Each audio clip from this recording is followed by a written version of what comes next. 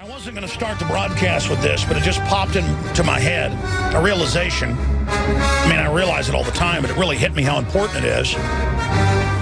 Why do you think they're going after Rand Paul? He's introduced legislation to where members of the House and Senate, members of the Congress, will have to be under whatever laws they put on the American people. In almost every case, as you know, it's very common knowledge, Congress, but they also do this over in Europe, any socialist regime does it. Any authoritarian regime does it. Look at the book by Orwell, Animal Farm, where first they say 4 legs good, 2 legs bad, and by the end of it, the pigs who are representing the tyrants, the humans, they start out fighting them. They've now taken over the house, and they're now saying actually 2 legs good, 4 legs bad. Yet again, the reverse of what they claimed the whole revolution had been about. Meet the new boss, same as the old boss, as the Who say. So we love to get fooled again and again and again and again. But it just hit me that until I was thinking about how they've got over 50% of the public now on some form of welfare or government assistance, and why that's game over for any society. They will always end up collapsing, and I've got a bunch of news showing that today around the world. But that the globalists have set it up to where they collapse all the rest of the economies they don't control to consolidate it and then exempt themselves from everything they're doing to everyone else, because the elites aren't going to let them go to 100% taxation on the middle class like France has done to bankrupt everybody, unless they're exempt and outside of it, just like the socialists have been caught, the entire leadership with multi-billions of euros this year in foreign bank accounts, and because they control the police and the prosecutors, no one got in trouble. This is biblical level corruption. When members of the Communist Party in China get caught doing this, they get executed.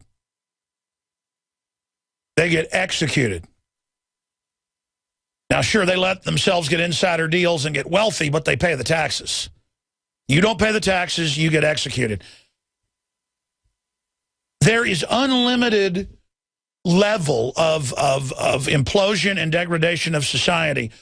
Thomas Jefferson was asked when he was president, he said, what is the level of absolute tyranny? Because he was asked, what is your level of absolute liberty by a French philosopher? I forget who. I was reading a book a decade ago about it. Like, what is total freedom? And then Jefferson described his definition of that to a French statesman and philosopher that was visiting him at the White House. And then he said, well, what is total tyranny?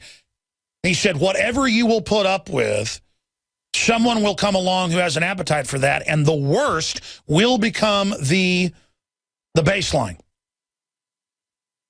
To use my analogy, it's like a black hole, the absolute center of corruption, that is it.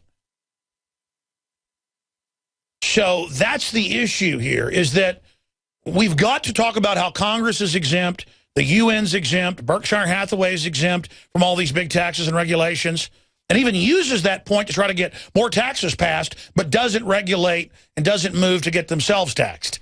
They even use that inequality as a way to jack up taxes on the middle class and new rich. I mean, it's incredible. And we've just got to get that message out to the middle class, the independently wealthy, that are legitimately wealthy, that are the engine of liberty and innovation.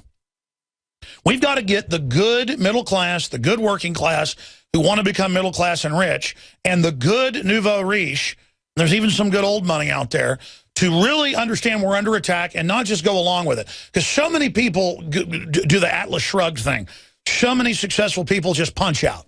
They stop innovating, they stop hiring, as if that's going to defeat the usurpers. The usurpers count on all the doctors to quit.